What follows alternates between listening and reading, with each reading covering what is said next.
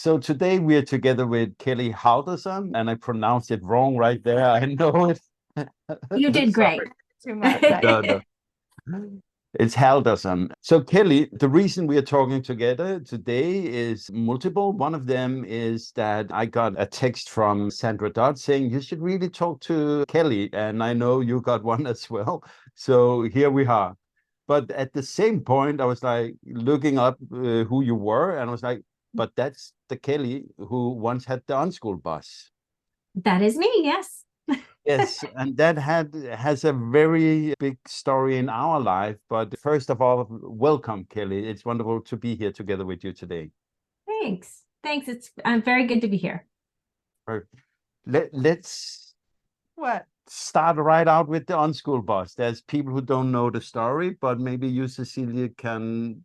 She one day came and told me about the Unschool Bus. So the thing is, a very long time ago, I feel it was when my fourth child was a baby and I was still like exhausted and breastfeeding in bed, and I have four in total. So there were other toddlers around me at the point.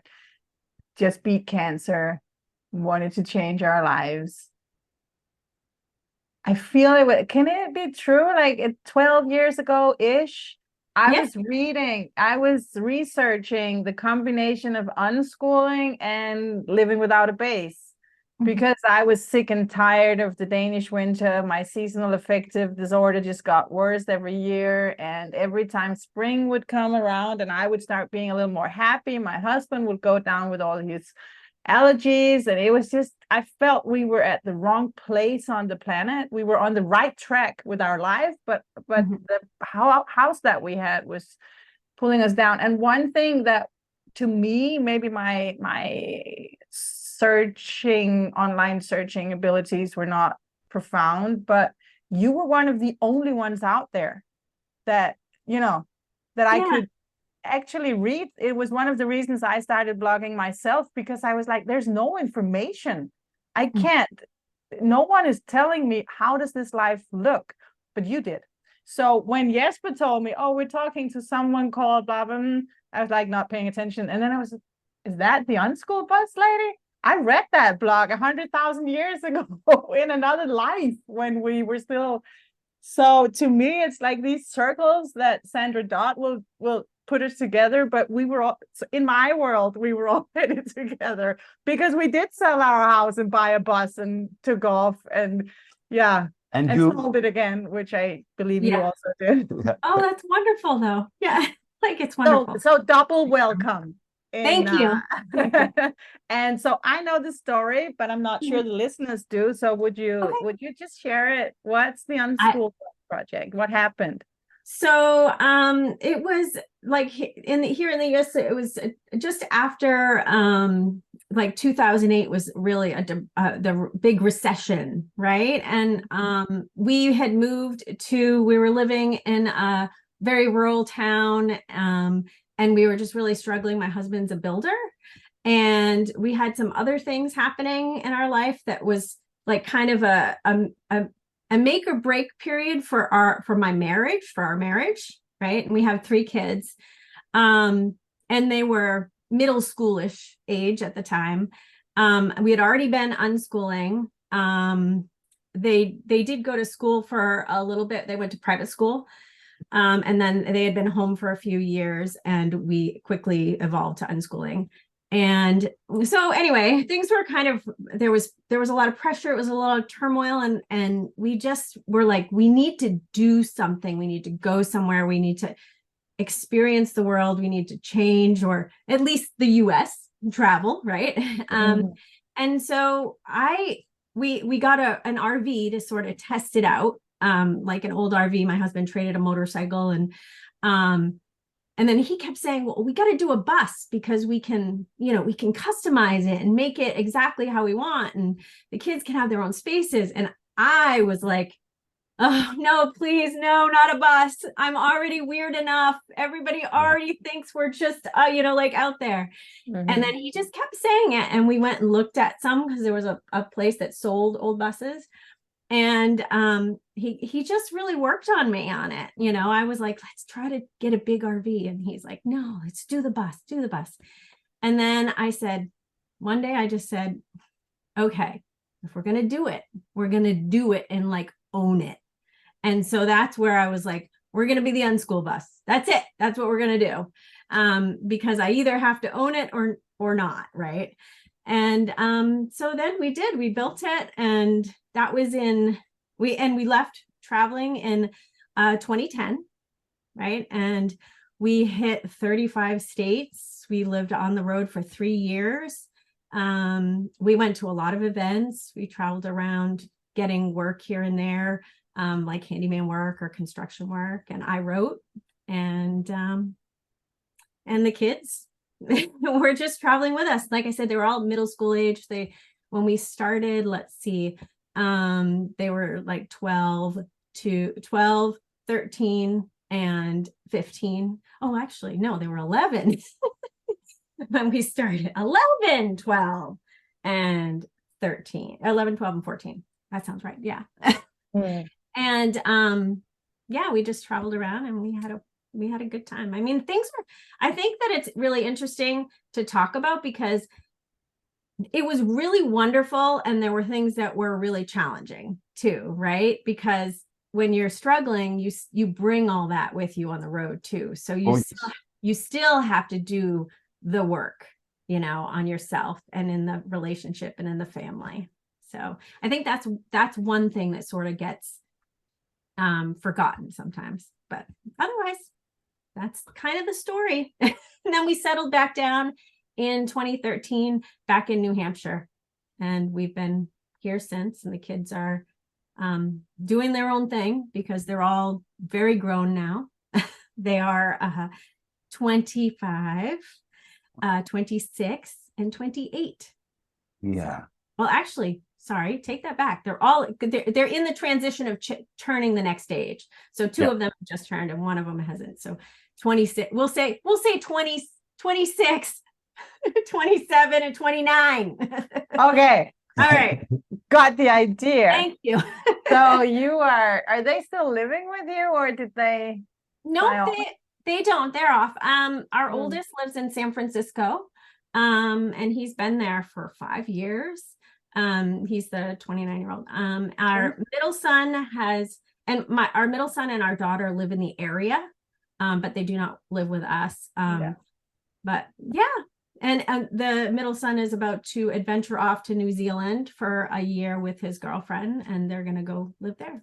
So they're still into exploring too. So we have one in that age group. She's 24, and we still have 3 at home.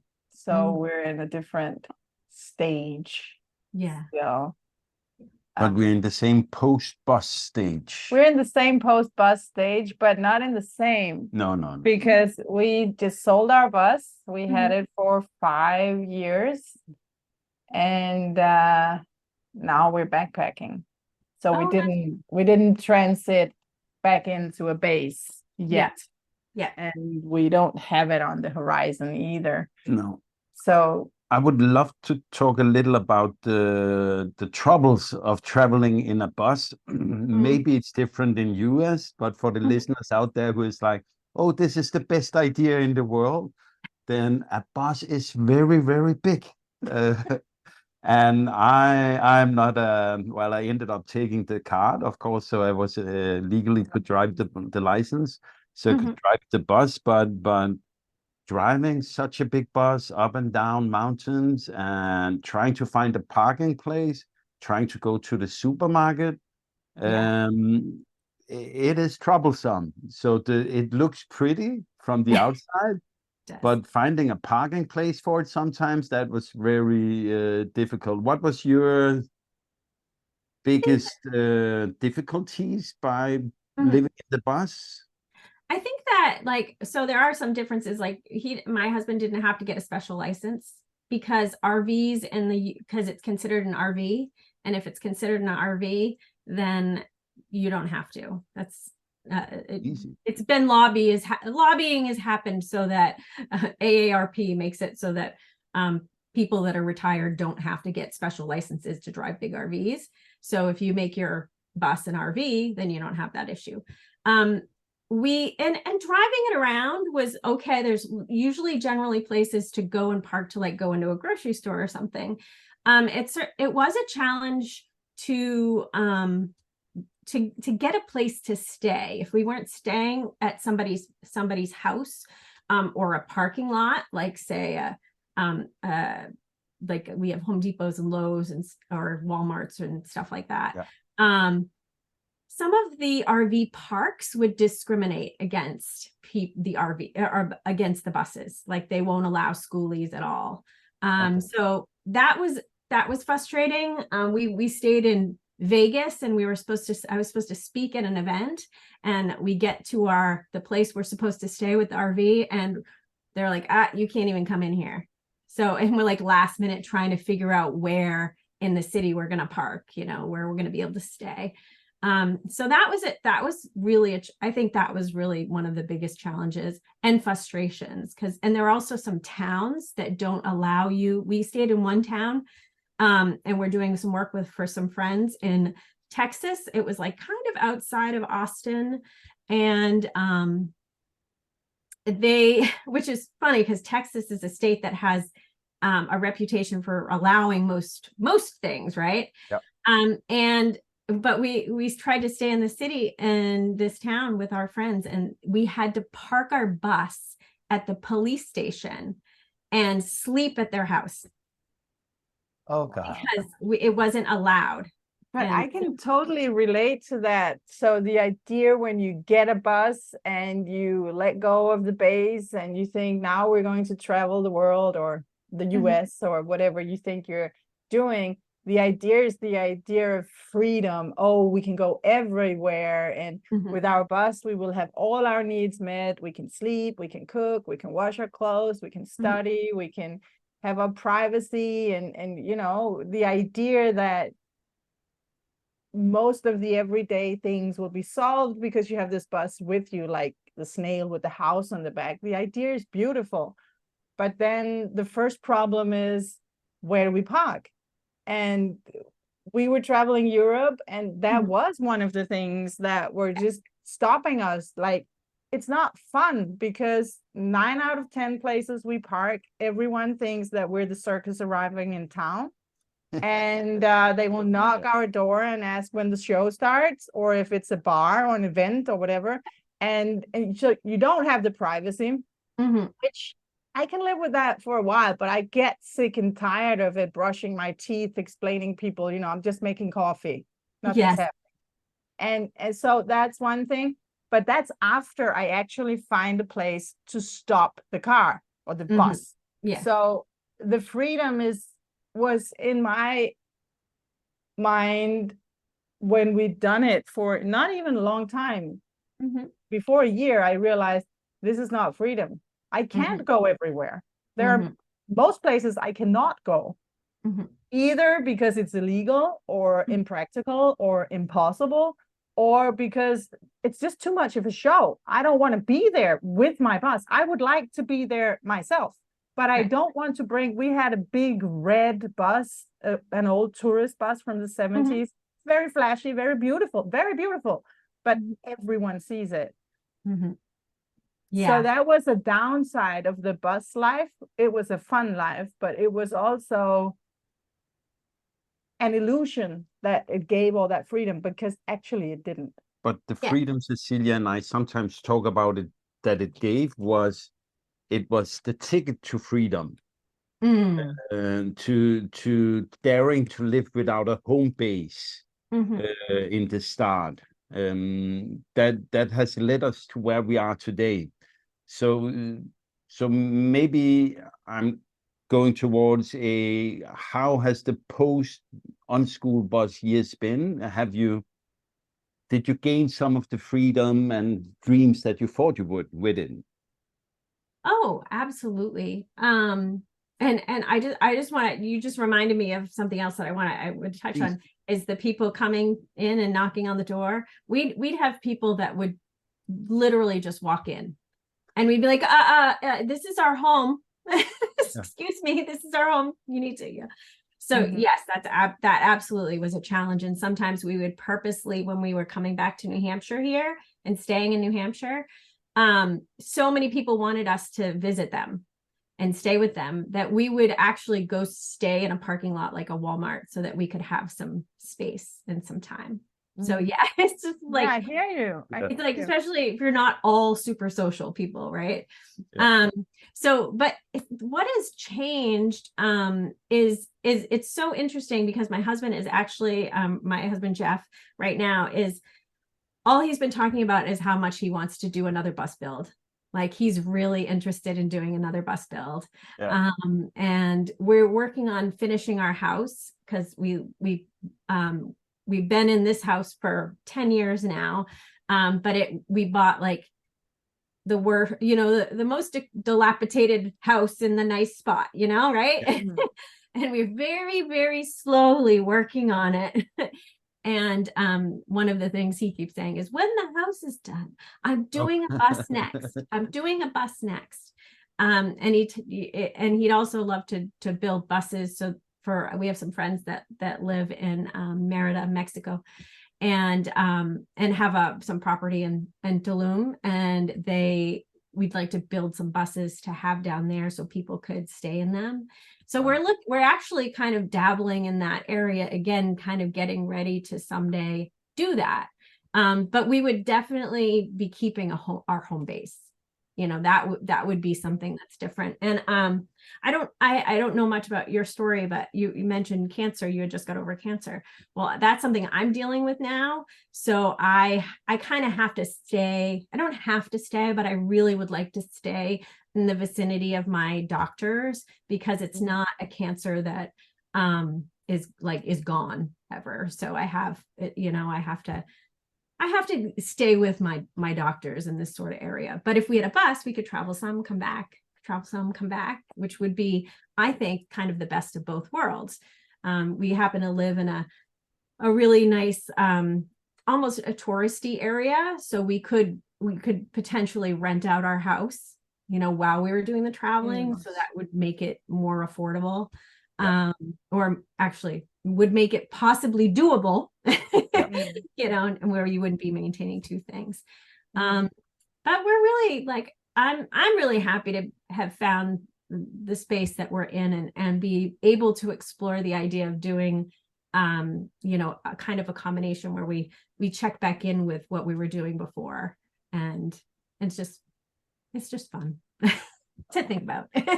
It is fun. It is fun to travel, and it is also fun to live in a bus. Yeah. I'm not saying that it's not. And Yes. we don't, I hear you say, it's not like you regret it. You just shared one of the negative sides, and so did we, and we just sold ours. It's not even a month ago. No. So for us, it's like it's really new, really recent change. Well, yes, but then on the other hand, our bus has been parked for quite some time. Yeah. And we haven't been living in it. We did another conversion in a van because it's anonymous. It's just a black van. When you park it, no one can, there's a solar panel on the roof. So if you really want to, you might guess that someone's living in it, but we really like that. And we like that the van is new.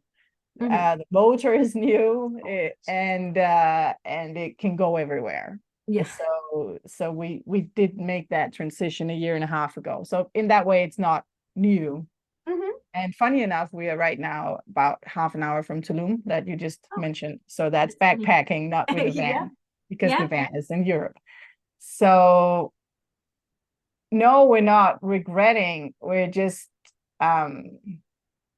I think it's important to share what happens with this kind of lifestyle, with the unschooling. It's such a darkness to try to look into if you live a regular life with kids in school and you have this feeling, maybe there's something there, maybe I should go that way. Then you have no idea what you're doing. And for me, being European and being from Scandinavia, where no one's unschooling, it really was a darkness to try to look into. And I could read some American blogs about unschooling, but it's not the same culture. And one really big thing is that we are more alone.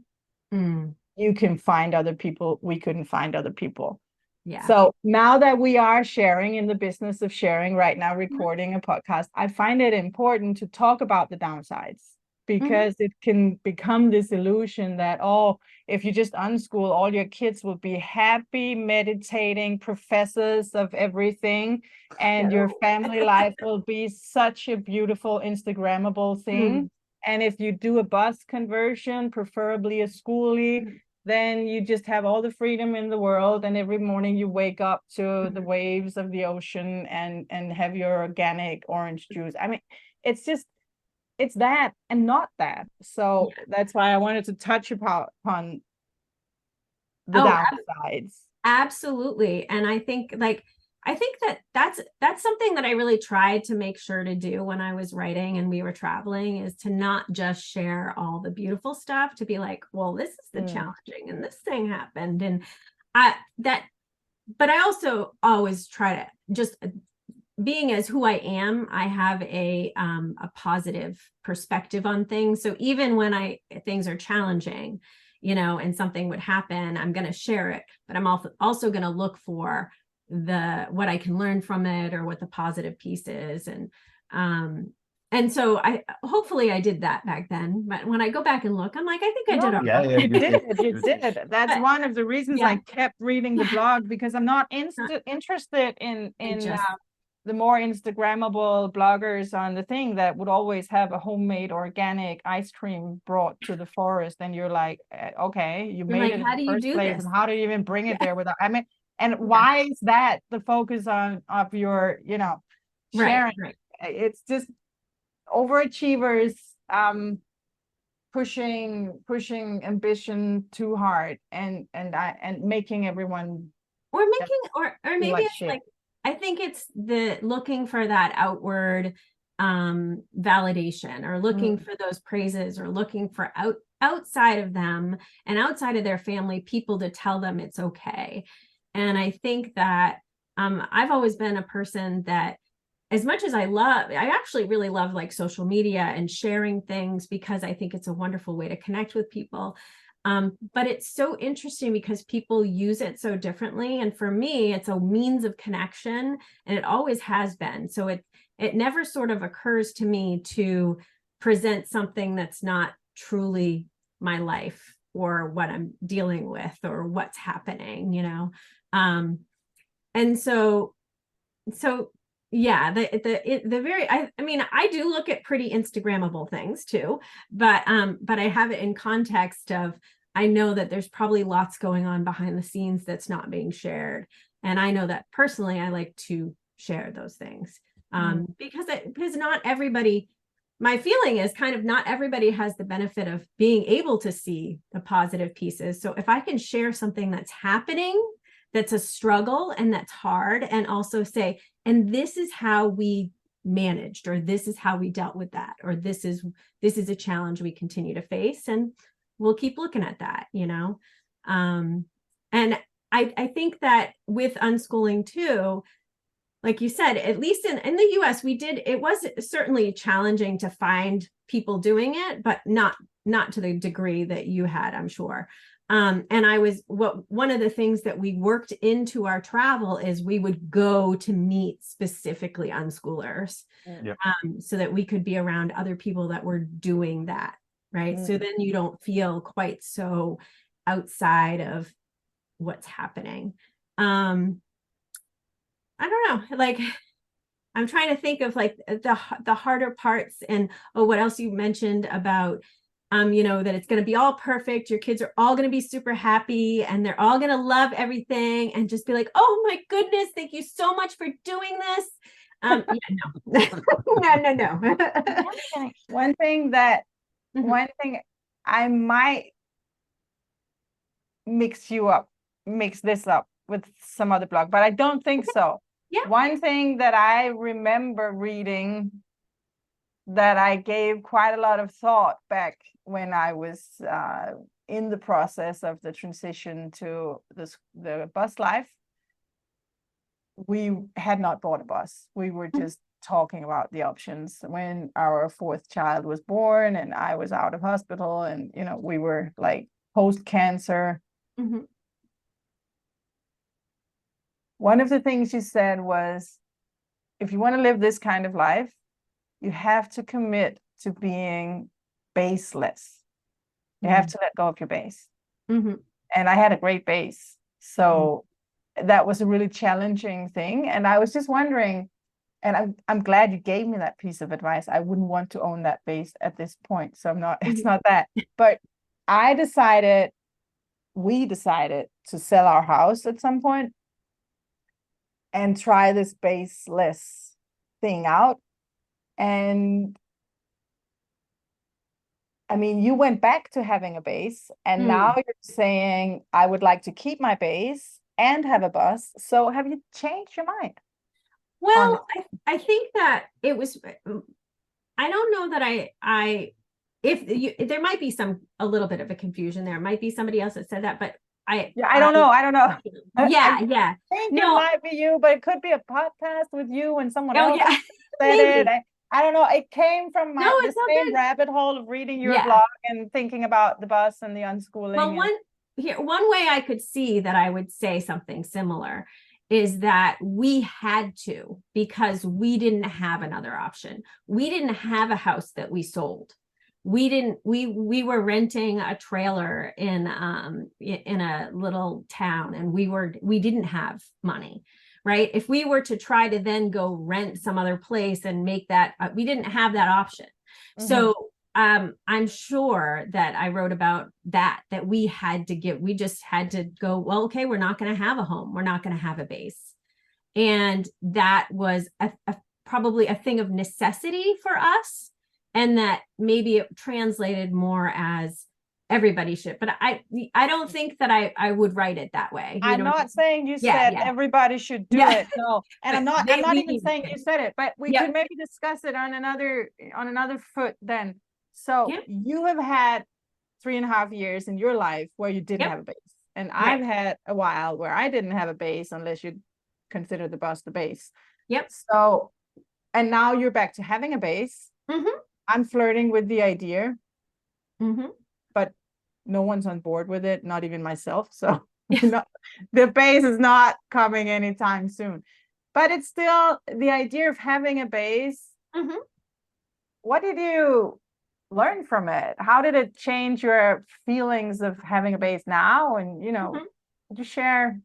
I think that the reason, I think that it's in part the base part. Like, so what happened is our kids got to be teenagers, and my daughter was like really flirting with the idea of going, going to school, and we were like, well, where would you want to go, and where would we get to stay? And we had already been staying in this town at a friend's house, like parked. We spent a lot of time there, and a couple of different friends actually, and they just were craving more settled and to be around her friends. So and a whole series of things sort of fell into place where we were trying to figure out what we were going to do, because we're parked in a bus at a friend's house. And mostly my youngest was like, I don't want to go more, and we were kind of like, and there were some other things happening in our life that were pretty big too, relatives that were sick and things like that.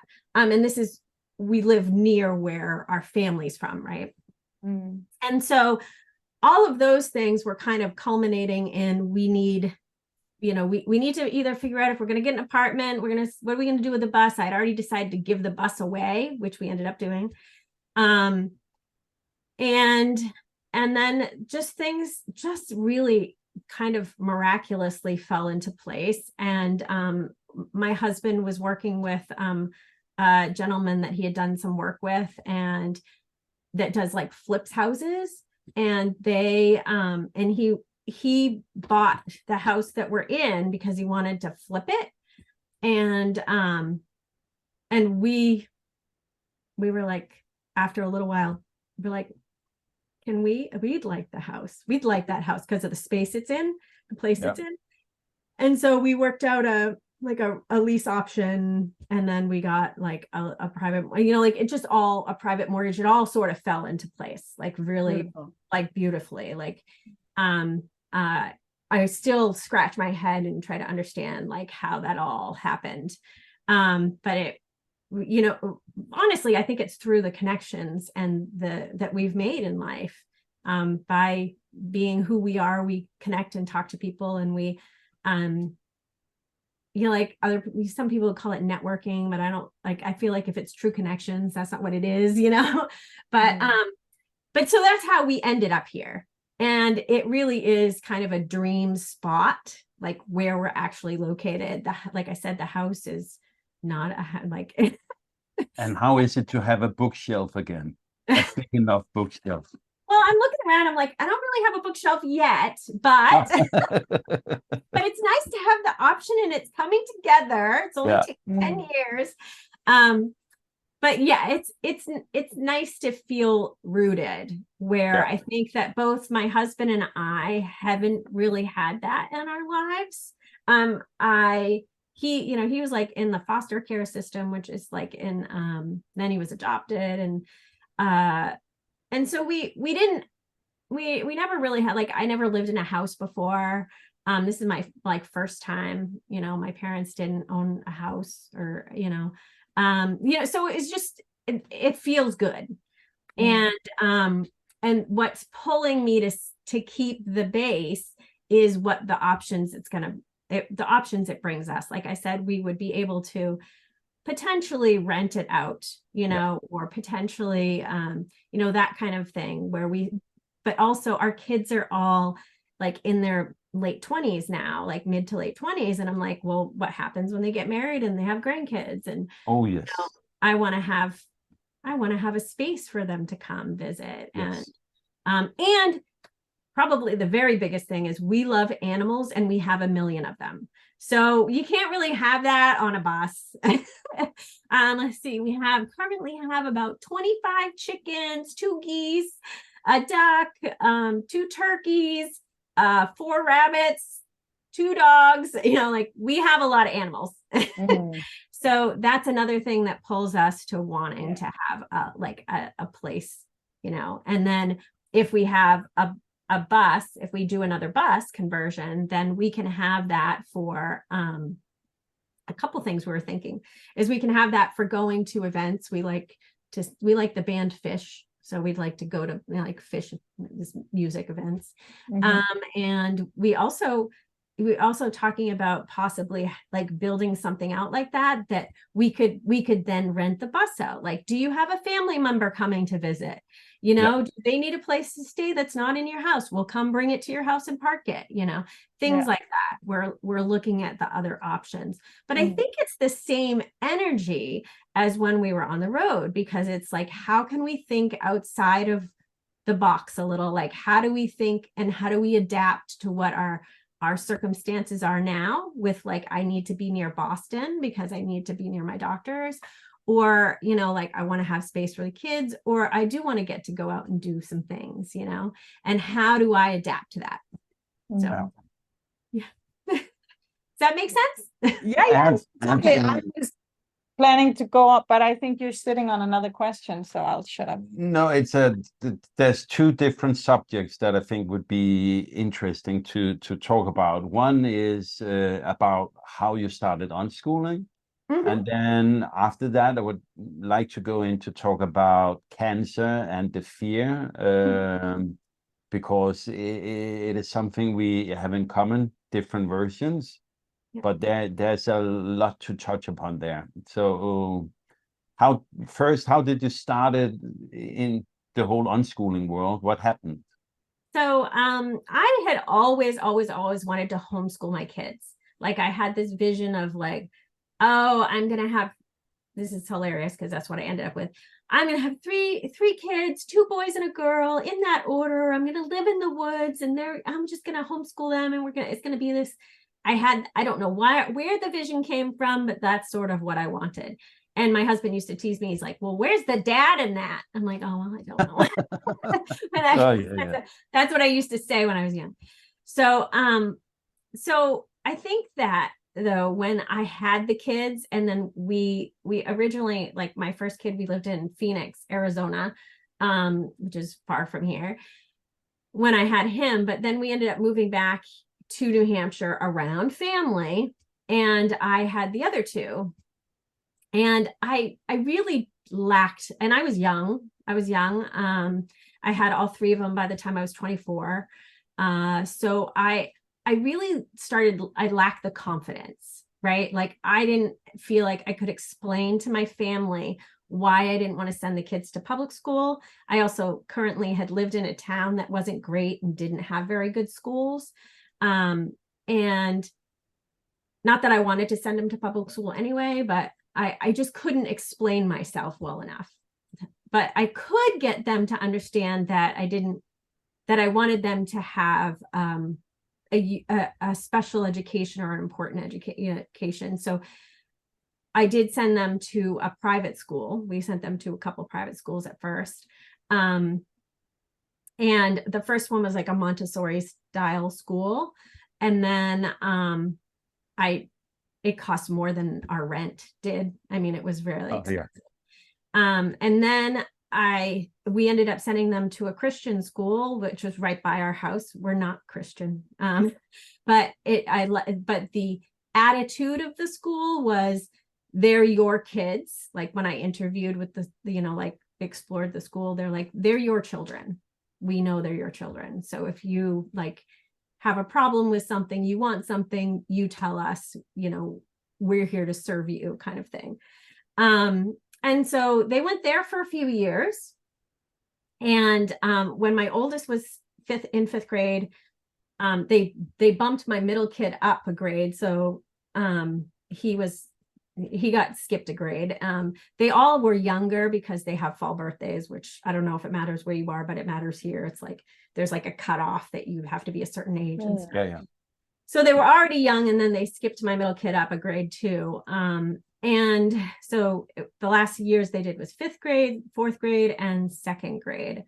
And they just would come home with homework. And I remember they had so much homework, and my middle kid had such a hard time doing the homework, not the hard time with the homework, but doing it. He's like, I already know this. I know it, like, why am I? And I remember being really frustrated because I was like, oh, just study it. And then I would read the things, and some of the things I didn't agree with. And then I was like forcing them and arguing with them about doing work that I didn't even agree with or think was accurate or, whatever. And I was like, and I remember having like a mini existential crisis where I called my aunt and I'm like, can you believe this is, I can't. And she's like, no, plenty of people go to that school and they turn out wonderful. And I'm like, I'm sure they do. but and just hanging up and going. So I would look for another school, and I got a job at a prep school that summer, and I was going to transition them all to this other school, this prep school that started like early. It was like, first through 12th or whatever. And this was going to be my way to do it because I got the job there, and you get a discount, all this, and I could bring the one kid in, and then I could bring the other, like I had it all figured out. And I just really looked at it after I had it all figured out, and I was like, this is insane. This isn't going to be work. This is going to work. I'm going to be juggling it. I'm going to be running all over the place. The kids aren't even going to get what I actually want, like in life. And I ran into a friend who was homeschooling her kid that I'd known since first grade. And she's like, just come to the play group, come to our park day. And so I did. And I was like, one time, and I went, oh, there's this many parents. All right. Yep. They're just homeschooling, right? And it's secular homeschooling. So like, there's not any kind of religious pressure or whatever. Not that I mind. Religious homeschooling is fine too, whatever people want to do. But I just was like, oh, I can do this. I'm going to do this. And so, and that group was called the Seacoast Unschooling Network, because the person who started the group was into unschooling. The people that were in the group and the parents that were in the group, there weren't other unschoolers. It just happened to be that she was really interested in unschooling. And so she started this play group, And I still credit this woman, Miriam, always to be like the spark. So she had two older kids that were a couple years older than mine. One was going to be a freshman in high school, and the other one was just a year older than my oldest. And then she had two younger ones that were much younger. And those kids were so normal. So not green, not square. I was going to be like, well, they were so articulate and wonderful and polite and sweet. And I'm like, they were just great, normal, awesome, good kids. Right. And the more that I went to this, I said, okay, I'm not doing this. We're just going to homeschool them. My husband was kind of like, I don't know what you're doing, whatever. And I just kept going to the group, and I would talk to Miriam, and she's like, oh, you read John Holt, and John Holt is the like John Holt, and some Sandra Dodd, and I started reading, and I was just like, oh, this is it. This is why I left. I pulled them out of that school, is because I didn't want to be fighting with them. I wanted to maintain the relationship.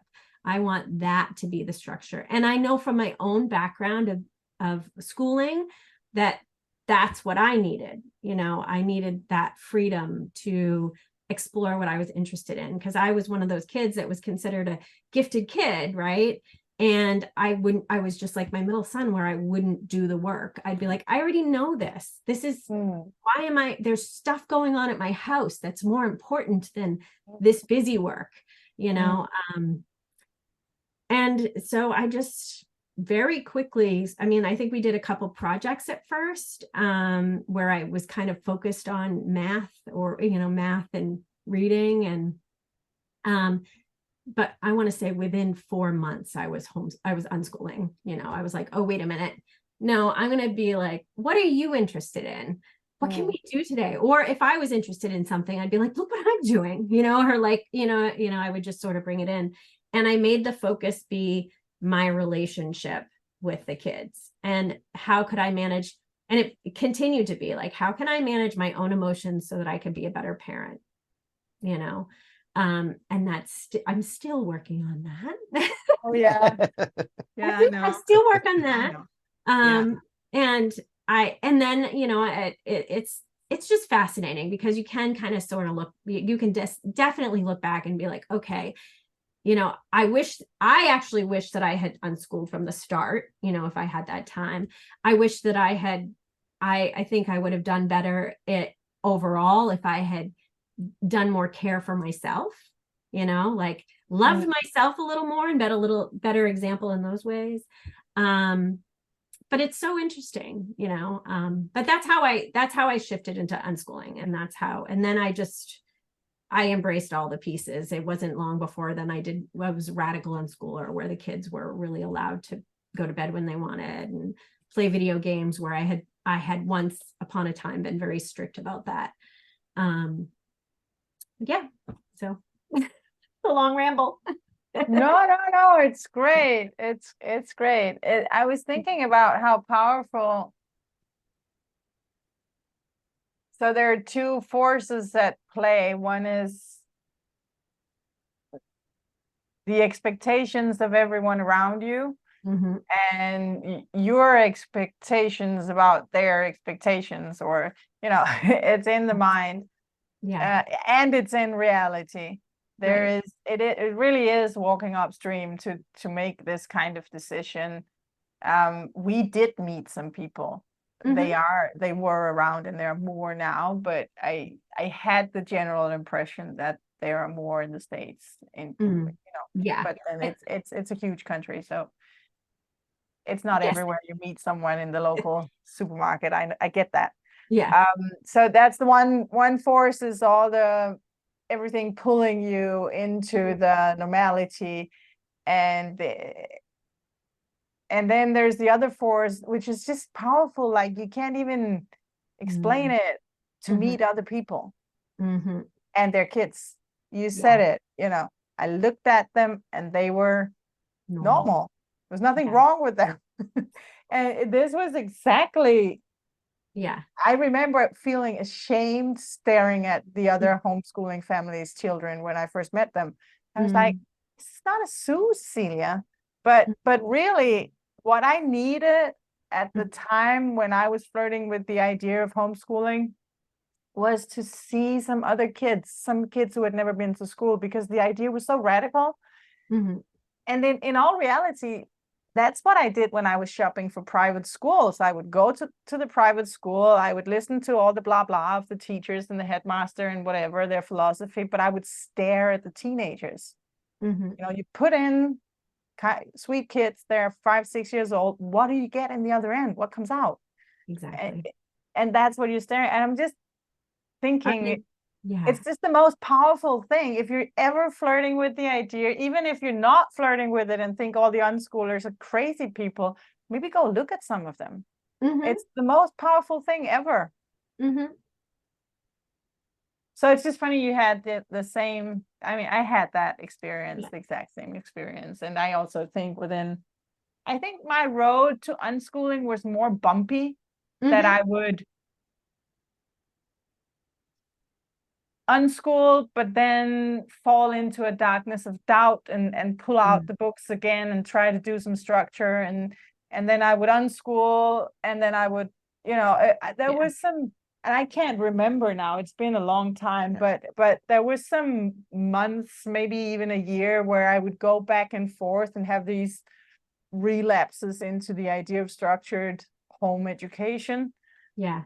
And be like, they need to learn this thing, right? Like, I feel like they're not learning this thing, or like, I think most of the times it was influence of other homeschoolers actually who was doing structured things, or the influence of some of our extended family that would be like, but what about math? And would be convincing, not just judging, but really convincing. And I would think, I enjoyed studying when I was a child. So maybe I'm just teaching them a skill, teaching them to study a thing. And then that would be a relapse. And then after, I don't know, a week, I would give up. Yeah. There's this funny thing about when you as a parent take home the responsibility and do not outsource it to a school, then people start to question you. Yeah. And if they do not question you when you put them in school, they do not. So there's like this universal, if you put something into the school system, you get something successful out. And that is not the case always. There's a lot of kids who fall behind. There's a lot of dropouts. There's a lot of people who don't get what they could have or wanted to have out of being in school. And I just find it funny that when you take home the responsibility, and where you can say the adult to child ratio is much better than in a school setting. I mean, you cannot argue that 2 parents to 3 children at home, or 4 children, is just better than 1 to 28. You have so much more time with them. But then it is that people start to doubt that you have the time or energy to be with them. It's kind of, it just puzzles me that we do not question the norm. But when people go outside the norm, we start to point and ask and be curious about it. Absolutely. And I would be remiss if I didn't add that part of the influence, I think, that was made it smooth for me, which is like, this is definitely somewhat controversial in some unschooling circles, which actually makes me feel a little bit more of an outsider too, is that I'm a voluntarist or a libertarian. And so the philosophy of voluntarism is really that that humans should consent to what happens in their life. I mean, pretty basic, right? And that pretty basic. It seems like it, but it's very, very controversial. And it's funny because when I would write about that, a lot of unschoolers would get grumpy about that, even Sandra. But because to me, it's very connected. So I was already applying I was already really applying this philosophy of, we need to connect with others. We need to trust that people know what's best for themselves. all of those things. I was already doing that with adults in the world, in my from what I can in this, you know, world that we live in. Obviously, I live in a government and so on and so forth. But my philosophy is that we can't control other people, and it doesn't do any good to do that. Like, it doesn't do them any good. It doesn't do us any good. It doesn't do the world any good. So it was very easy for me to sort of pull back and apply that philosophy and see how it transitions. I'm like, oh, so what am I going to do? Really be really strict with them? And then they're going to turn 18 and I'm going to be like, oh, you can figure it all out for yourself. You know, like, now you should be free. I'm like, no, we should all be free. We should all be free to make choices, and we should be supported by our community and people around us. And I should support my kids, obviously, as partnerships, but we should all be partnering together to make our lives better, to make the world better, you know. So that certainly helped me transition very smoothly, because once I made that sort of connection, it was, oh, okay, I can't. It made me feel almost like a hypocrite, you know, where I was like, oh, I'm applying this in this way, but I'm not applying it, you know, like, that moment when you realize that children are people as well. Yeah. Yes. And which is funny, because my favorite show growing up when I was a kid, one of my favorite shows ever was called Kids Are People Too. It was a Saturday morning show called Kids Are People Too, and I loved it. But anyway. Yeah. But a person is a person, no matter how small. Exactly. That a Dr. Seuss quote, Yeah. I think it is. Yeah. It is. Yeah. Yeah. When all comes to all, a person is a person, no matter how small. I agree with that, but I also find it, I come to this same-ish point of view from a completely different place, I think. I think I have a sort of inbuilt, like a gene, maybe even, or personality trait of anarchy. Yes. Do not tell me what to do.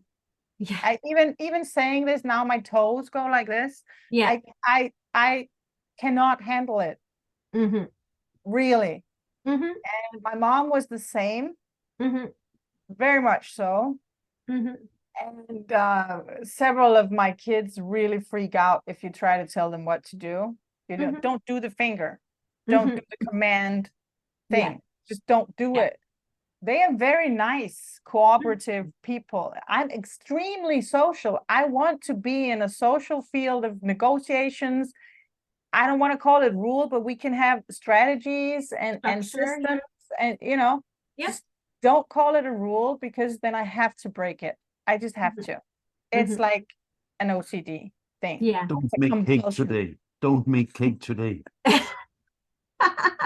I feel that deeply, because that's something it feels like I was born in this with this idea of, we, not just for myself, like, don't tell me what to do, but we should not be telling others as well. Like, I have it, and it's not something I could just teach away of myself. It's not something I could, it's just, it's yeah. But I just usually say, I never read a book about it.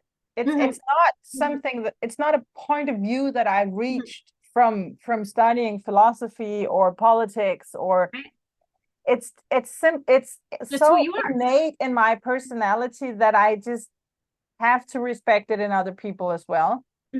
But here's the rub, maybe you say in English, here's the problem. Really,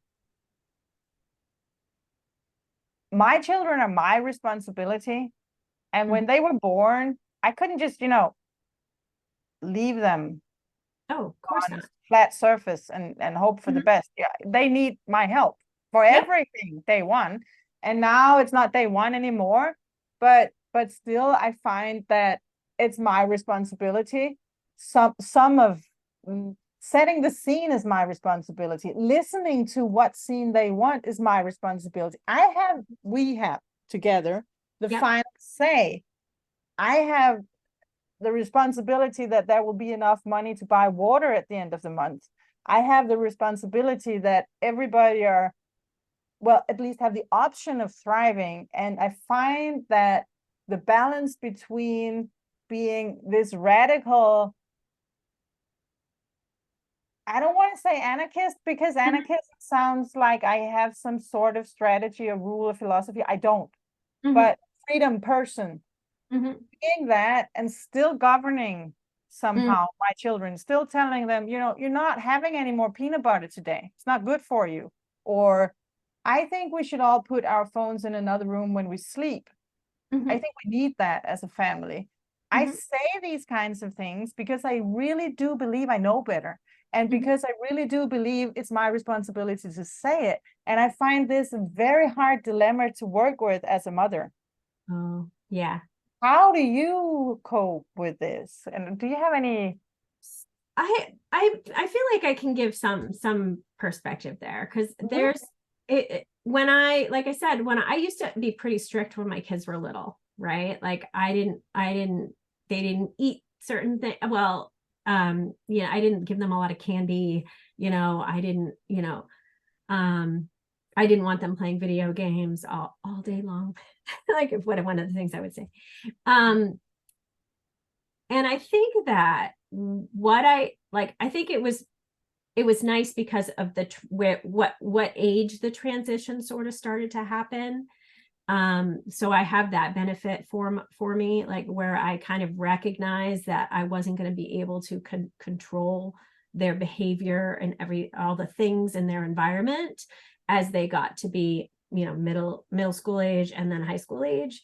And I recognized that the importance was that, like I said, the relationship that I could have with them was important, like really, really important.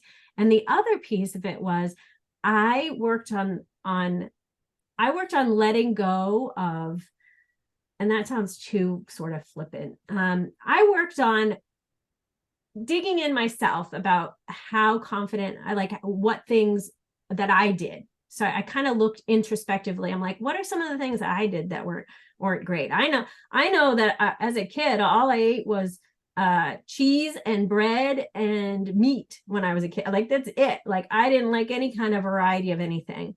And my family did try to force me to, but I didn't, right? And it took me having the opportunity to explore foods myself as I got into my teens that made me come to, okay, I know what I'm going to find my way. I'm going to find what works for me, right? And so it's kind of working on looking back at your own experiences, looking at other people, you know, not in a nasty comparison sort of way, but in a inquisitive way, and with some curiosity. Like, let me look at some people. What are some people that I know that I go, I would have a hard time eating like that, or I would, you know, they always have that, like, what happens and what happened when they were young? Were they in a really strict environment?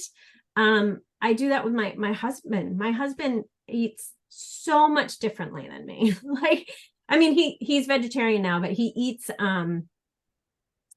he eats so much sugar. He like things that I think are really junk food and not healthy and stuff. It's funny. And I'm the one with cancer, but you know, hey. Know the feeling. Been So there. Yeah. Like, I'm the organic vegan. Isn't that, yeah, and the vegan too. So, and that happens to be one thing that I can look at, though. I can be like, oh, look at, I know how he eats and I can see how it impacts him. I want to change it, but he's a separate person than I am. Right. And I can see when he was a kid, things were really strict. His mom wouldn't let him. They used to like lock the refrigerator. Like, he wasn't allowed to have stuff. I mean, like, and so how do you even lock a refrigerator? I'm sorry. I know. Hook on a chain. You have to. They put something on it. Like, they put something on it to lock the pantry, I guess, too. It wasn't great. No. But you can see now how that would, like, I can see from a psychological perspective how that would impact an adult, even 50 years old, because your whole life, you're not allowed to have this, you can't have that, you can't, you know, like, you can't do this is bad. then you see other people in your life that, oh, they do those things and it's not so bad. So then you think this isn't really necessarily true. And then, it's all of that. So my take on it is, if you can step back and kind of go, all of this stuff is happening. The best thing that I can do is I can be an example. If I don't want the phones next to me, next to the kids while I'm sleeping, I can go, you know what? I keep my phone in the other room because, I don't think it's great for us, or very healthy. Or if you didn't want to, like you don't necessarily want them to eat a specific thing. I think that eating's not a great example, because I think that when you buy the food, you can, like, I wasn't going to buy meat for my kids, like I didn't eat meat, like it's philosophically, I disagree with it, Yeah. So I think that there's a few things like that you can, okay, yeah, we just don't do that in this house, kind of thing. But when it comes to, it's kind of like, here we go. Sorry. It's cool. It's complicated stuff. It really is. So there's I think of things like start behaviors and stop behaviors, right? Like I think of that in adults and in kids, right? If I'm thinking about it in terms of my kids, if I want my kids not to do something, that's usually pretty easier. I can be like, oh, hey, I really don't like that. Please don't do this thing, right? But if I want them to start doing something, or a person to start doing something, or myself to start doing, that's a much harder thing. And I think that it's better for relationships when we model the thing, as opposed to making it a rule or saying you have to do this thing. And I'll use the phone thing again. I'd be like, I'm gonna demonstrate that I don't like this, and I'm not gonna shame it. I'm just gonna casually be like, oh, I keep my phone outside of the bedroom because I don't like what it does. And I'm not going to say that every single night, or I'm not going to do that. You know what I mean? All of those things, but I'm going to model what I want to see. And here's the second part of it. You model the behaviors that sorry, a ding. You model the behaviors that you seek, right? In your kids and in your life and your relationships. But you also have to let go of the outcome, right? So if they don't do the thing, is it worth damaging the relationship to argue over it, or to force it, or to shame it? Does that make sense? It does. It does, and it's really hard. I agree, but at the same time, It's we hard. usually say that if it has to do with health and safety, maybe it is worth damaging the relationship, and maybe it can be done, and this is where I'm trying to go. Can it be done without hurting the relationship? Can I help stopping or starting behaviors without making a rule, without being a strict and dominant dictator? And that's what I do. Obviously, I'm not like it wouldn't be like that, but I am doing it, and I'm doing it even though it contradicts my idea of personal freedom. I try my very best to do it without the shaming. I think shaming is horrible. I have older children, so I can just talk to them, but I do talk to them, and I do talk to them with an agenda, maybe an agenda of helping them to eat healthier, or an agenda of handling the consumption of media in a healthier way, because I want more health, because I see lack of thriving. It's not because I'm judging media as such, or the peanut butter in and of itself, but because I see adjustment here would make for a better life, short term and long term. So how do I think some of the radical unschoolers, and this is a bad piece of advice that I've received, and therefore I want to talk about it, that letting go can be too much. Okay. And there are situations where I've seen radical unschoolers say, no, the relation is more important, even if my child gets diabetes. It's more important that our relation is healthy. So I let her eat whatever she wants. And now she's, the doctors are warning us, and she's really big, but we have too much fighting going on over sugar. So I'm not fighting because I'm a radical unschool. I think that's just taking it too far. And I know this is an extreme example, but I also know that the food is where a lot of parents are trying to do some negotiations. There's a navigation going on where you don't want to be too strict, but on the other hand, it can go too much in the other direction. And how do we sail that ship? I think that I also compare, like, have things with a lens of, say, like, if it was okay, they're your kids, and when you said, well, if it's about health and safety, maybe it is worth damaging the relationship. Well, there's a couple things I'd say. Damaging the relationship is about health and safety, because it's mental health, and it can be physical safety if they're not feeling safe. However, that's not that I'm also not saying that I think that if you make your kids put their phones outside of the room, or you don't let them have lots of sugar, that they're going to grow up and it's going to be terrible. That's not at all. I think that there's way more things involved in making an environment where your kids trust and will come to you. So very likely it's totally okay that that's the way you are doing things. I would touch on the where you said that it kind of violates your sense of personal freedom. And because I think that this is something that's really important in parent-child relationships, and in all relationships, like your partner relationships, your friendships, is that it's really important to stay true to who you are, right? And so I think of it like, even in like a codependency lens, if you're, in a partnership, or if you have somebody that you love, that, for example, if you have somebody you love that is an addict, right? You can't control them. You can't fix it for them.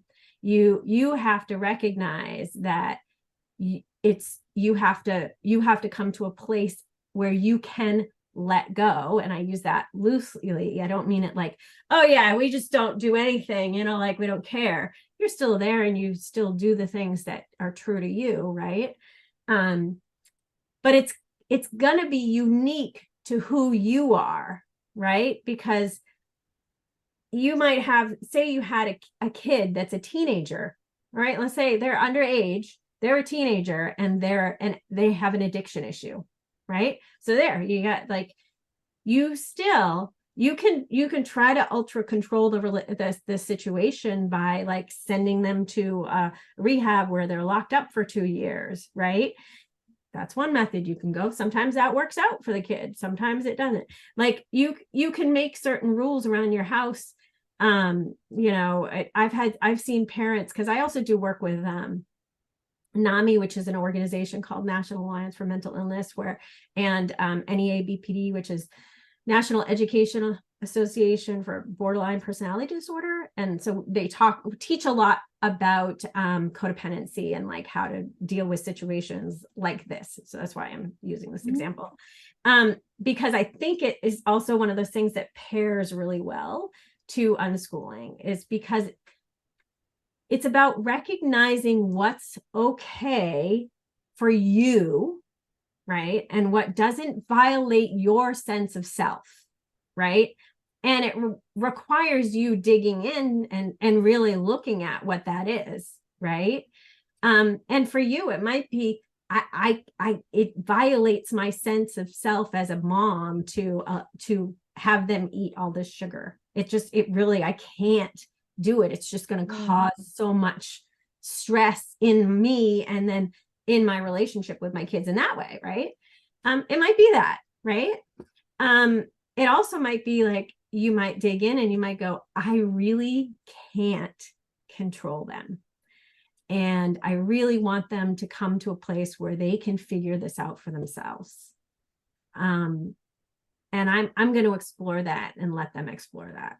And I'm going to do my best to not be stressed out, because I don't want to violate my sense of self by forcing them to be how I think they should be or what I want for them. Right. And so it all has to do with going inward. It all has to do with looking at what's acceptable for you as a human and your philosophy, and you as a parent. Because no matter what, you love your kids, right? I know that if my kids were teenagers and they were addicts and they were like, seriously having issues, I would have a really hard time not locking them up and be like, okay, I'm gonna, you're just not gonna go anywhere. I love you. I'll just sleep on the floor next to you until, and I would really have to work on that and figure out what I could do or what I couldn't do. And what was violating my sense. But I know I've seen parents and talked to parents who it's literally a spectrum where some will go, okay, well, they're 16 and they're addicts and I had to lock the door and they can't ever come home. They're not allowed to come home because they're doing this thing and I can't have that in my house. I can't have it anywhere near me. And hopefully they have a sleeping bag and they can sleep on the back porch. I couldn't do that. But I don't think those parents are bad because they make those choices. You have to figure it out for yourself, right? That wouldn't be what I would do. I can't imagine. But I'm not in their shoes too. So I think it's really about looking into you and looking inside and kind of figuring out what's acceptable.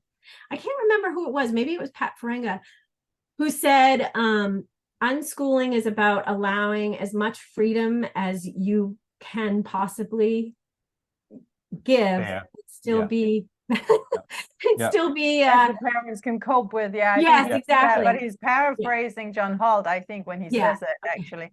I think I agree with that to the point where you just, as long as you monitor yourself and don't use that as sort of pillow to rest on, because it's very easy to say, oh, I can't comfortably go here, so therefore I'm going to not allow this freedom. You have to explore all that freedom. And I also agree that continued journey, always looking, always question, why am I trying to restrain something here?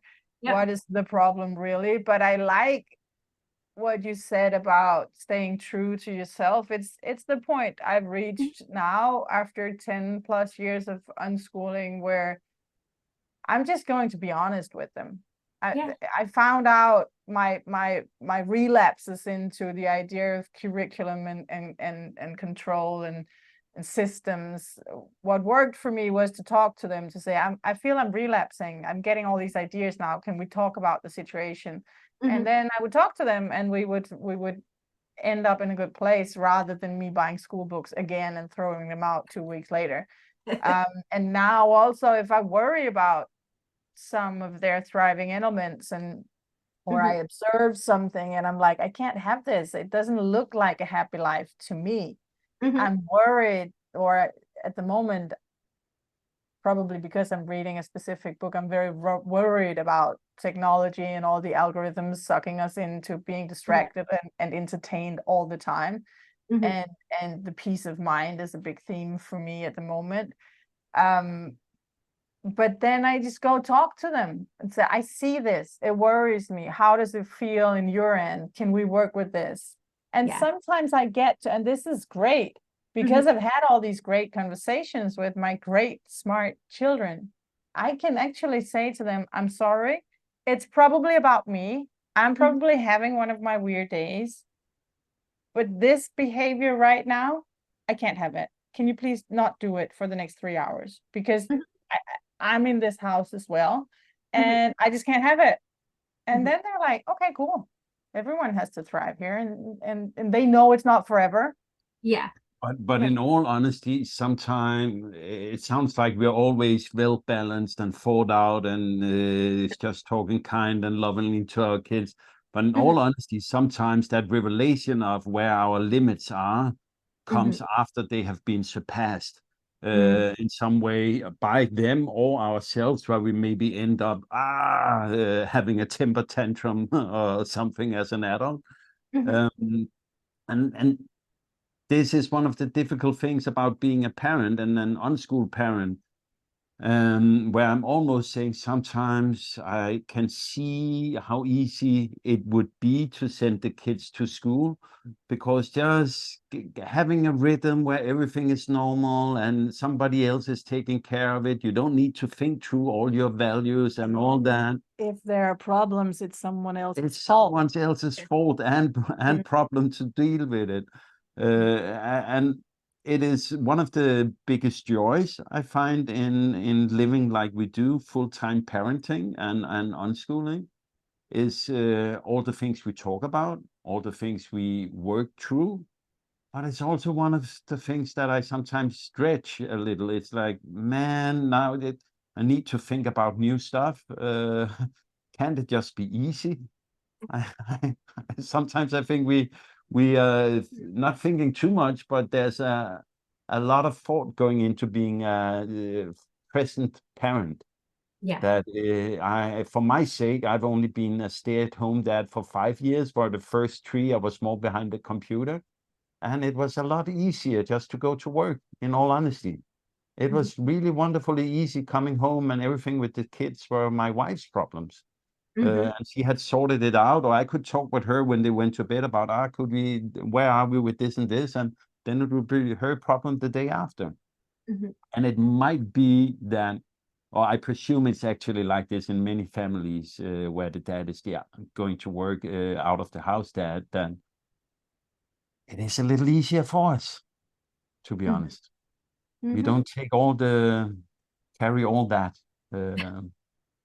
It's a constant look at yourself and like challenging and questioning and like, why am I feeling this way, and what's triggering me, and how can I do what, like. And I think that other parents that send their kids off, it's more about like, how are they going to perform? Like, what are they going to go do?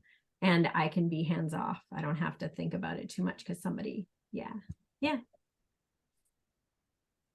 And this is not the most normal bridge to talk about cancer, but I wanted to talk about it as well. As I am cancer-free, have never been, but I am the next of kind, or whatever it's called in English. Next of kin. Next of kin, yes. Next to the kind one. Next to the kind one, yeah. Let's hope for some rub-off effect there. So why do you want to talk about cancer?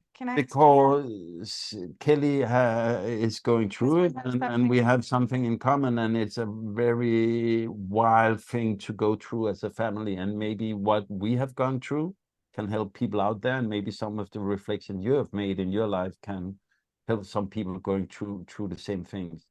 One of the things I would like to be open and honest about as the next of kin, the partner in it, it is, I remember one of the most difficult parts for me was that uncertainty where Cecilia was in between, would she die, wouldn't she die? Would she die, wouldn't she die? It was half a year of not knowing. And in the end, I actually was like, but can you please just die now? It would make it, then I could come to a place where I could grieve, because this being so scared on such a level, and then starting to dream again, she will survive, it will happen, and then being so scared again, it would almost have been easier for me to just like, can we get it over with? Set a date, and then I can figure out how to deal with all the grief. And it was a very rough to acknowledge that feeling in myself. And then the other really difficult part as the partner was when she then survived. It was a little weird. No, but she knows I have said it many times. But I think my husband's there right now. I think it's an important conversation that one of I remember looking at it as it took me some time to dare love Cecilia again back then, because I've kind of put on this metal jacket and being afraid of losing her. And then I needed to like pull it off, and we were still in this period where we didn't know would she have a fallback or not, and all that. So that's some of the really weird and not very nice parts of working through it as a partner. Does any of this reconcile with what you have experienced, or where are you? I definitely, and I think it's funny because I think I think that's actually kind of where my husband probably is right now, like that, like, oh, okay, we just had 2 years of like, you know, up and down, and we also, like I said, not sure what kind of cancer did you have? Do you mind sharing? I had leukemia. Leukemia. Oh, another blood cancer. I have myeloma.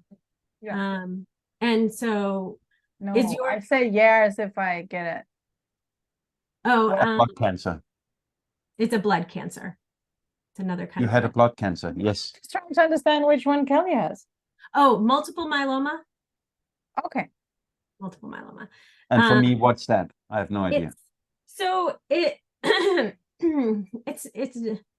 I think blood cancers are so weird because they're all like, some of them can like morph into each other and stuff. Myeloma is I get abnormal cells in my bone marrow, so it's like kind of a bone marrow cancer. It's an immune system. It's a lymphatic system cancer.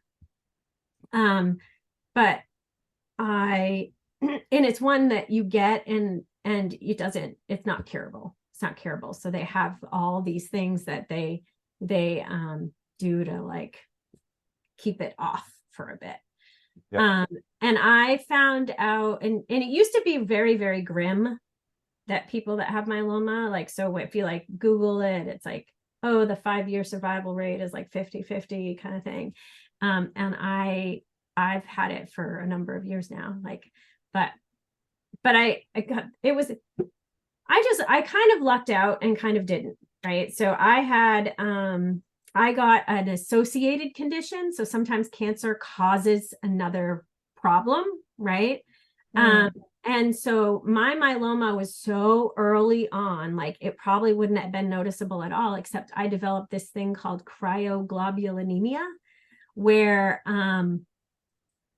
it's a type of vasculitis where it's very unpleasant, where any kind of drop in temperature would cause my skin to I'd get like a bloody rash, and then it advanced and I started getting like open wounds all over myself. And like the temperature at first, it was just like a little bit chilly, and then it got to be like at the end, right before I started treatment last year. I started treatment last year. So, and I did chemo for 8 months from May of 2022 to February. And I did a stem cell harvest. So we have my stem cells frozen, you know, for later maybe. And I'm on like a daily drug to kind of keep it away. But it got so rough, right, at the like from when we finally figured out what it was, to when I started treatment.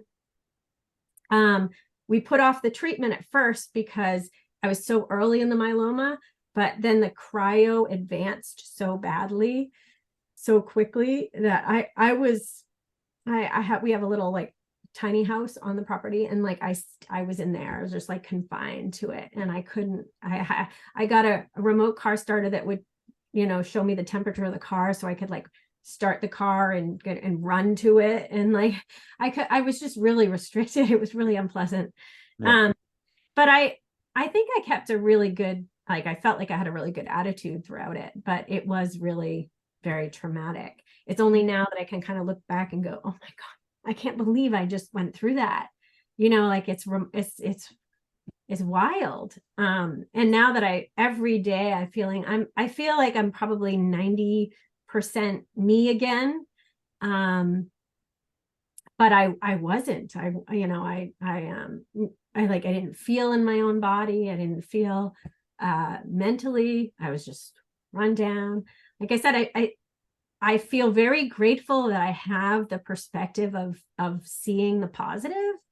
So through it, I can really genuinely look at it and go, I feel like this was a gift, because it gives an opportunity to explore things that I hadn't, think about. Like I can look at I look at things a little differently, a little more firmly about what I want in my life and what I don't want in my life. What I want to spend my time doing, what I don't want to spend my time doing, how I can help people, but I recognize more that I have to care for myself better to do that. Like all of the things that I knew, before, I deeply feel and know now, which I don't know that I would have got there at this point in my life yet if I hadn't had, if I wasn't dealing with this, but I think my husband is kind of in that sort of place where you're talking, like, because he seems, he was just intensely stressed and worried.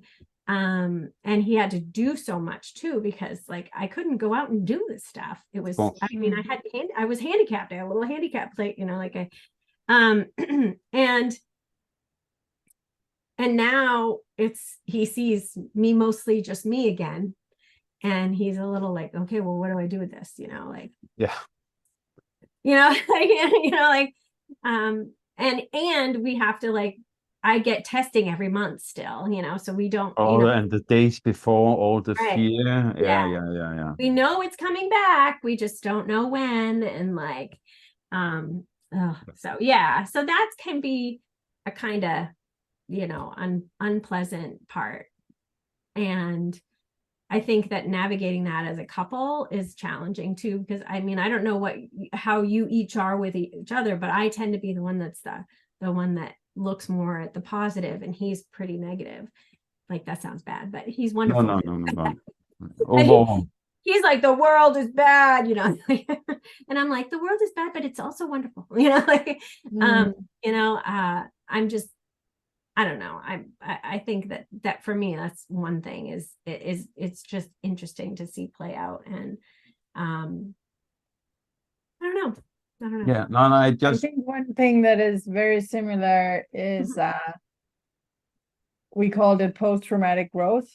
Yeah. The fact that you yes. Yeah. yes. So it's not like everything changed. It's just everything got sharper and we got better at it. And we got more focused at it. Yep. That's what happened after our trauma. Mm-hmm. It's been much more time. I was sick in 2010, and I haven't been since. So it's also a different prognosis. To me, it was either you beat it or you don't. So it sounds like yours is more like you're going to have to live with this, and you're going to have to fight it off whenever it wakes up again. But I had a disease that technically you cannot call me cured, because technically it could come back. But the risk is now so little that it's worth it to ignore it. That's how it works. I didn't have a version that you can measure chemically, which is also the reason that I don't have frozen stem cells, because you wouldn't know which one of them would actually be a cancer cell. So I have no bridge to a transfusion in case it comes back. I'm going to have to fight it off again. But the risk is now very, very, very small. So we consider it. Yeah. We both consider the first 5 years of the first 5 years it's there. Yeah. After that, the risk is so small that, well, I have statistically a higher risk of getting another cancer disease. I mean, then you might as well just be scared shitless all the time, and that's just not worth it. So we call me cancer free, but technically the cancer is what they call dormant. So that's just one thing where I really can relate with the growth, the thing that this happened, and I could focus on all the negative and all the things that broke and all the pain and the suffering and what happened to our relationship and how we had to work on getting that back and all these things. Or I could focus on how we got so much clearer. It's not like my values changed. It's more like I hold them more dear. I know that, and it's also the reason we became nomadic. The story I shared in the beginning of how I'm lying there in bed with a newborn and all the other kids are running around and I'm reading your blog is just after the camp. We had the fourth child a year after. I was it even a year? Yeah, it was a year. A year after I was done with treatment, we had our fourth child. And I just knew, I remember deciding when I was sick and I didn't know if I would survive. I had a very narrow, very small window for survival. And I remember deciding there and then at the hospital, if I beat this, I don't want to deal with winter again. I need to get out of winter. I don't want to ever have a boss. I'm not going to work. I will work, but I'm not going to have a boss. I'll have to find another way. And what's the third one? Yeah, I don't want to ever regret anything ever. It's just a waste of time. It's not like I didn't know these things before, but after it just became, you know, if I get a second chapter, I was 35 when I was sick, and I felt, you know, we could say up to 35 was chapter one. I had my youth, I had my education, I got married, I had 3 kids, I had a house. It's, you know, it's a good chapter of life. And then there's this intermezzo at the hospital with the chemotherapy and the blood transfusions. Yes. All the sterile thing. I got to wear the mask much more than everyone else, and all the vomiting and all of that. That's like, you know, the little pause. If I get a chapter after that, if there is a second book in the story of my life, I don't want all that winter, and I don't want all that suffering, and I don't want to waste my time regretting. That was my big things, and that was my focal point when I got out of it. Like, okay, I have a lot of problems. I had a lot of problems after. I had so many problems after being bombarded with chemotherapy. My body was, I don't know how we made a child. I mean, he's healthy. You were sexy bald. That's all I know. No, yeah, I know how that happened. Okay. But I mean, how could my body produce the child? I don't know. I was so weak and I was so sick. I kept vomiting for 2-3 years. It was horrible. But my focal point was I need to create a beautiful life in this second part of the story. You're writing this next chapter. I'm writing it.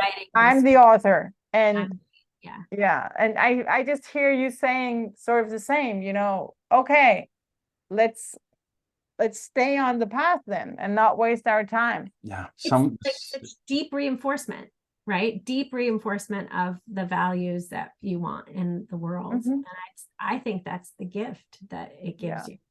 It is. Sometimes I say I didn't like the wrapping of the gift. No. Yeah. But it is a gift, and really taking this life serious is such a present, even though it's rough. But we get more out of the days now than we did before. Absolutely. And with sharing my story, I just also wanted to say, because you said you had cancer and was sitting thinking about it. Forgive him if it is hard, because I've been there. It is really wild to be in that situation where you are on the what will happen all the time. I remember Cecilia, about her period, said that she was more afraid of losing us than of dying. That also was very powerful. I like that. It's pretty beautiful. How do we round that? You did? It was absolutely good. That I wasn't really afraid. I could get very sentimental about the idea of not seeing my kids growing up, but I had a very clear vision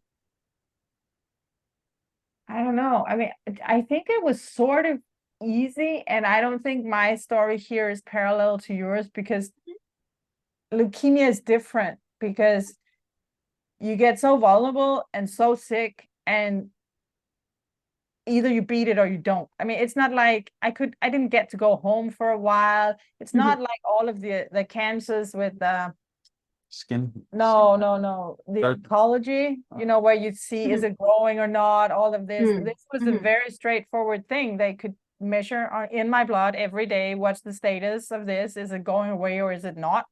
Yep. And there was no waiting.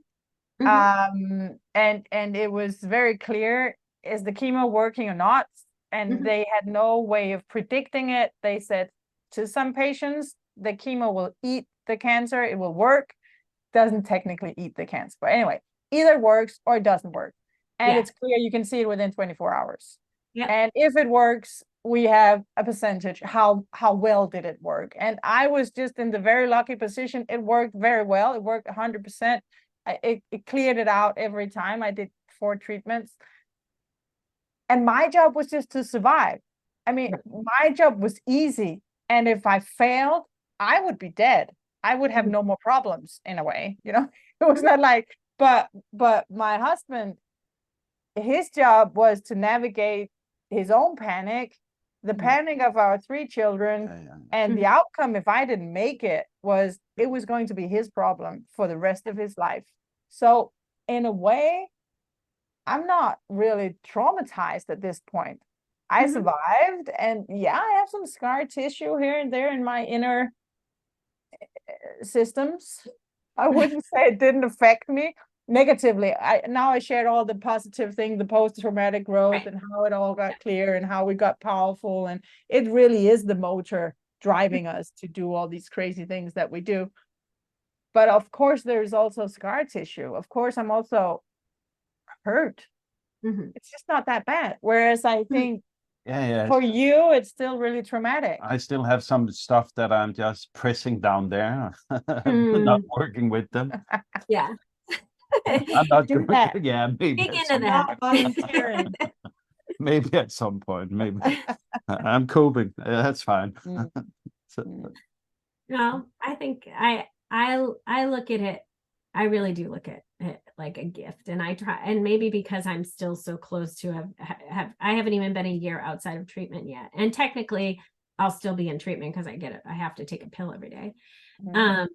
But I just mostly see the positive, other than when I reflect and go, wow, that was hell, and I you know what I mean? Like, wow, but that's almost more empowering, because I'm like, holy shit, Kelly, look what you got through.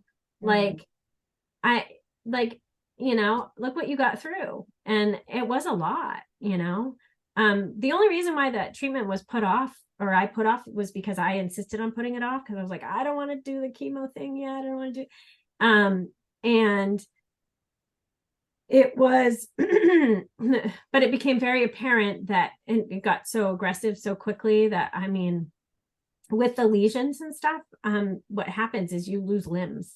So I was like, okay, have to do it. Like, have to, right? Like, this is like, you got really bad really fast. Let's do this thing.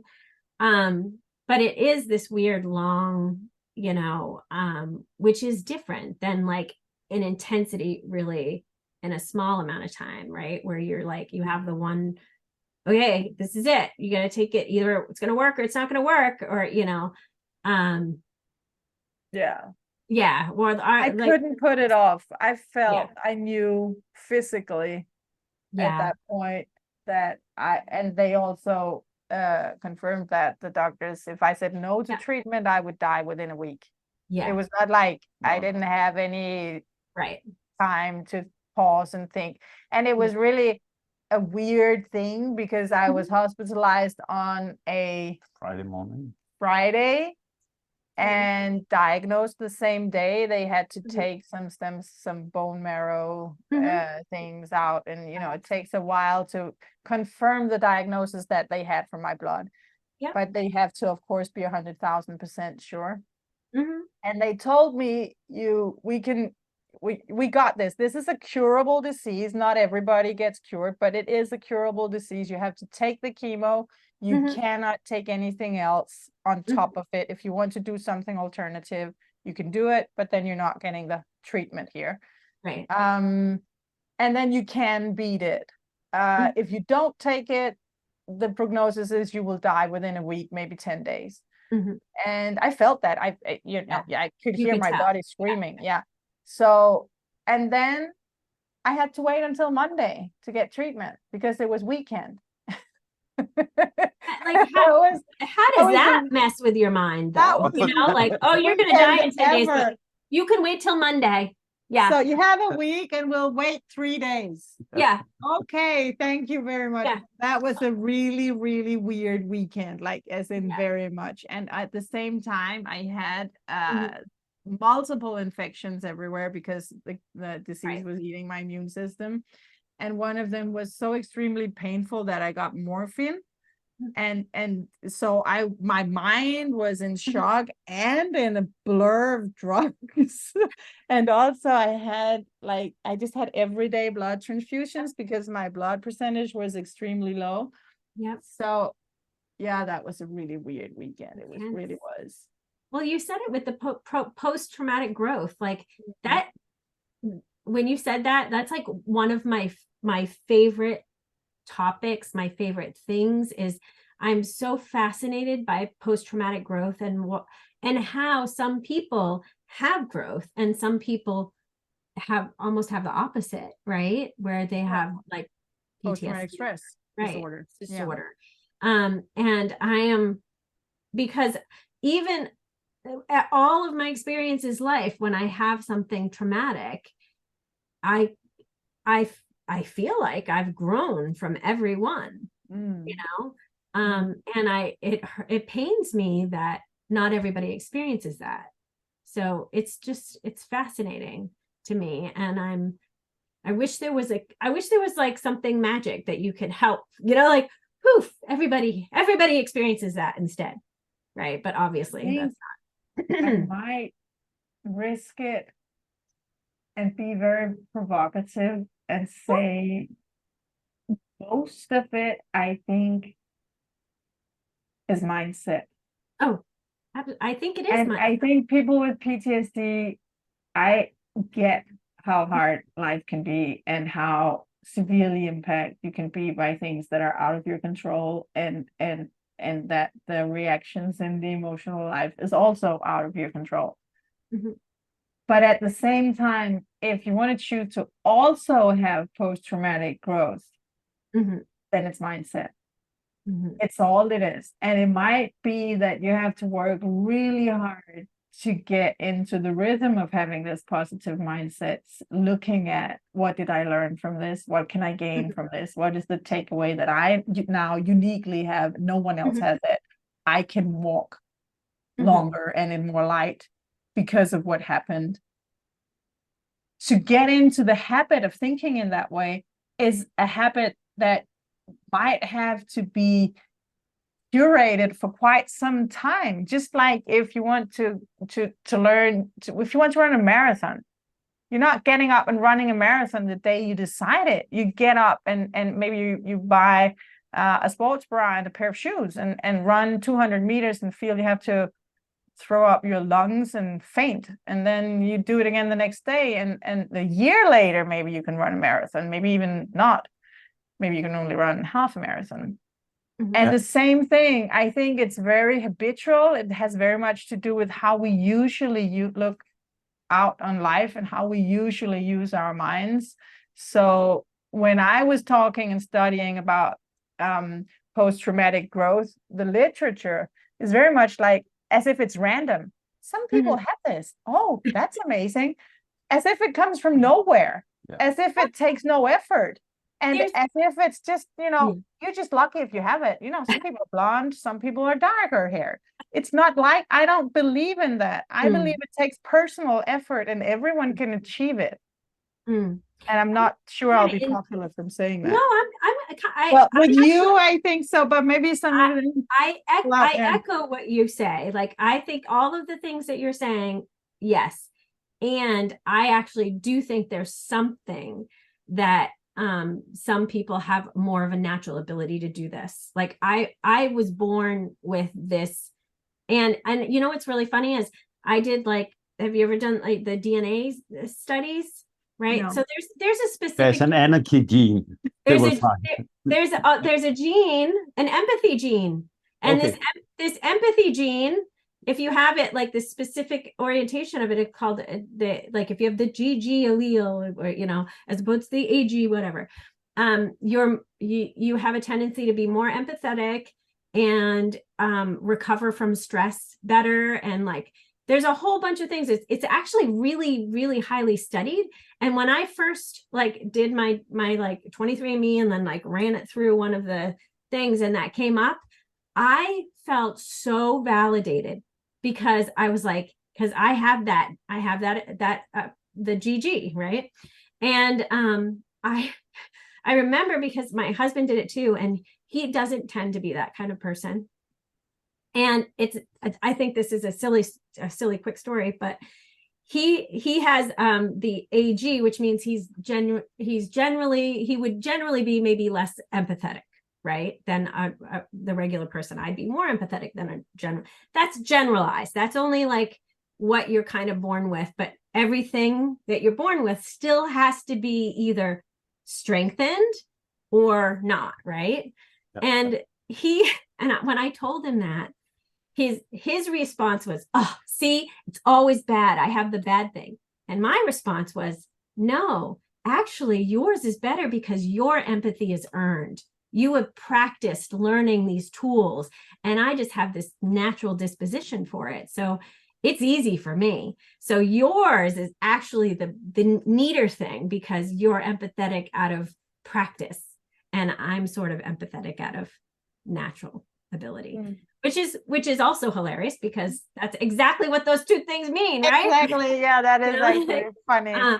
So I think that yes, it's a muscle. Like it's like a muscle. You gotta build it. And I think that almost anybody, I'll never be absolutes, but can work toward having growth too. And I think it's harder for some people. And that's the part that I am so curious about. Like, how do we, I say that sort of generally, help the people that it's harder for? Just like it's harder for some people to understand things like unschooling, or it's harder, like there's a philosophical shift that kind of needs to happen, a mindset shift that needs to happen for things like post-traumatic growth, or for things like unschooling, or for things like living off, and traveling.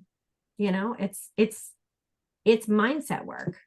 It is, and it reminds me of one of our former guests and a personal friend of us, Janet Atwood, who is like a transformational leader, written a book called The Passion Test about trauma. One of the things he tells is a story that basically is saying, if you went through something traumatic in your life, mm-hmm.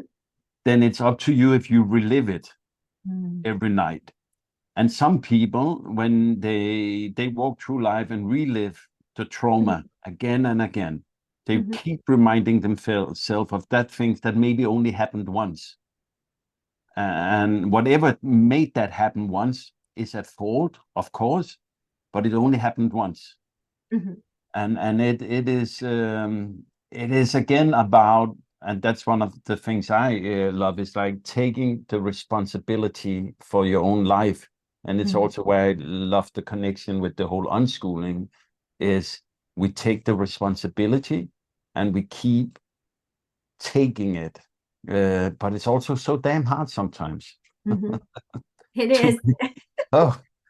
It would be easy not to be responsible. As one of our sons say, it's as if it's always complex. Why can't we just get a simple solution? Yeah. I'm going to just be bold now and take up my arm like this. Yeah.